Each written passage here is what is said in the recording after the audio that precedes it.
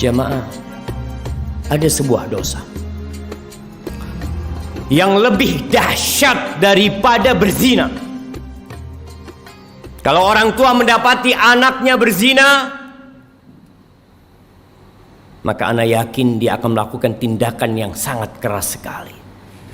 Lebih dahsyat daripada mencuri, daripada narkoba, daripada merampok. Tapi banyak di antara kita merasa itu suatu hal yang remeh. Dosa apa? Dosa meninggalkan sholat. Cukup sebagai bukti besarnya dosa orang yang meninggalkan sholat, keislaman orang itu diperselisihkan oleh para ulama. Seorang menculik muslim mungkin, minum khamar mungkin, tapi muslim gak sholat diperselisihkan keislamannya. Bahkan sebagian ulama berpendapat dia sudah kafir, berhak dibunuh sebagai bentuk hukuman atas kemurtadan dia. Rasulullah sallallahu alaihi wasallam beliau mengatakan, al-ahdul ladzi bainana wa bainahum as-salah faman tarakaha faqad kafar. Yang membedakan kita sama mereka tuh, sama orang kafir itu sholat. Maka siapa meninggalkan sholat, dia telah kafir. Wallahi jamaah, tugas orang tua hari ini hari Jumat, ada di mana anaknya? Kemana mereka? Apakah sudah orang tua mendidik anaknya untuk mendirikan sholat? Allah Jalla Jalaluh mengatakan, wa'mur ahlaka bis salati wastabir 'alaiha. Suruh keluargamu sholat, suruh istrimu, anakmu sholat, dan sabar ketika engkau menyuruh mereka sholat. Penghuni neraka ketika ditanya, ma salakakum fi saqar, apa yang menyebabkan kalian berada di neraka Saqar? Apa jawab mereka? Lam naku minal musallin. Kita bukan termasuk orang-orang yang mendirikan sholat. Sholat ini rukun Islam yang kedua, tiangnya agama, diwajibkan dengan cara yang sangat spesial. Allah mewajibkan sholat kepada kita tidak melalui Jibril kemudian disampaikan kepada Nabi Muhammad sallallahu alaihi wasallam. Nabi sendiri berangkat menuju ke langit yang paling tinggi dan menerima perintah sholat. Lalu sebagian kita meremehkan sholat yang 5 waktu, merasa udah jadi orang baik karena dia tidak berzina, dia tidak main judi, dia tidak minum khamar, tapi dia tidak sholat. Istrinya gak sholat, anaknya gak sholat, dia biarkan semua itu. Ahibati fillah, berapa banyak orang yang keluar rumah jalan kaki, naik motor, pulang sudah ditandu. Berapa banyak di antara kita yang ketika mau keluar rumah dia pasang kancingnya sendiri, kemudian sampai rumah yang membukakan kancingnya orang yang memandikan jenazahnya. Sampai kapan kita akan melakukan kemaksiatan ini, melihat kemungkaran ini terjadi? Allah membuka pintu tobatnya lebar-lebar. Allah mengatakan, walaisatit taubatu lilladzina ya'maluna as-sayyi'at hatta idza hadara ahadahumul maut qala inni tubtul an. Tobat itu tidak diberikan kepada pelaku-pelaku kemaksiatan yang nunggu datangnya ajal. Ketika datang kematian kepadanya, inni tubtul an, sekarang aku tobat. Nggak ada. Wallahi jamaah, kita hanya punya kesempatan satu kali dalam kehidupan ini. Ketika ajal tiba, engkau hanya bisa menangis, menyesal, berteriak karena mendapatkan siksaan yang pedih dari Allah Jalla Jalaluhu. Lihat kewajiban sholat ini.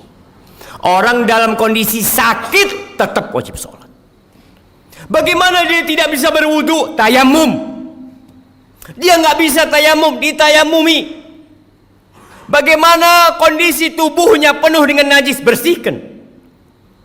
Karena ada orang-orang ketika sakit masuk rumah sakit, sepekan, 2 pekan, sebulan tidak sholat. Keluarganya tidak mempedulikan sholatnya dia. Keluar. Sebagian mengatakan, nanti kalau saya sembuh saya akan sholat. Siapa yang menjamin engkau keluar dari rumah sakit sembuh? Berapa banyak orang yang keluar dari rumah sakit bangkai. Bila menurut pendapat ulama yang mengatakan kafir dalam mazhab Hambali, ketika mati nggak perlu disolatin, hidup bila mau sholat. Masa kita suruh nyolatin dia ketika dia mati? Jangan dikuburkan di kuburan orang-orang Islam, bikinkan jurang buat dia. Nggak main-main jemaah. Maka siapa yang pernah meninggalkan sholat, segera tobat. Yang punya keluarga belum sholat, tapi merasa jadi orang baik, pagi berangkat, jujur orangnya Pak Ustadz, jujur, nggak sholat, dia tidak jujur sama Allah Jalla Jalaluhu. Ahibati fillah, Rasulullah sallallahu alaihi wasallam yang dijamin masuk surga, beliau itu dalam sehari berapa rakaat sholat? Yang wajib 17 rakaat, ditambah lagi 11 rakaat sholat tahajud beliau, ditambah lagi 12 rakaat sholat rawatib beliau, 40 rakaat jamaah. Lalu kita yang banyak dosa meremehkan urusan sholat ini. Pelajari yang sudah sholat, apakah sholat dia sudah benar apa belum? Jangan sampai kita capek lelah sholat, akhirnya tidak diterima. Kata Rasul sallallahu alaihi wasallam, innar rajula la yusalli salata 60 sana. Ada orang yang sholat selama 60 tahun dia sholat, walam tuqbal lahu sholat, satu pun sholatnya nggak ada yang diterima. Yutimmu ruku'ahu wa la yutimmu sujudahu, yutimmu sujudahu wa la yutimmu ruku'ahu. Sholatnya asal-asalan, sujudnya sempurna, rukuknya nggak sempurna, rukuknya sempurna, sujudnya nggak sempurna. Yang penting saya sholat lah. Di surat Al-Ma'un Allah katakan fawailul lil musallin, celaka orang-orang yang sholat, apalagi yang tidak sholat. Karena ada orang yang sholat tapi dia riya, tapi dia tidak peduli dengan waktunya, tidak peduli dengan rukun dan syaratnya. Haibati fillah, Allah mengatakan hafidhu ala salawat was salatil wusta wa qumu lillahi qanitin. Jagalah salat-salat kalian, khususnya salat yang pertengahan, salat asar, dan berdirilah beribadah dalam kondisi tunduk penuh kekhusyuan kepada Allah Jalla Jalaluhu. Aqulu qawli hadha wa astaghfirullah li wa lakum wa lisairil mu'minin wal mu'minat fastaghfiruh innahu huwal ghafurur rahim.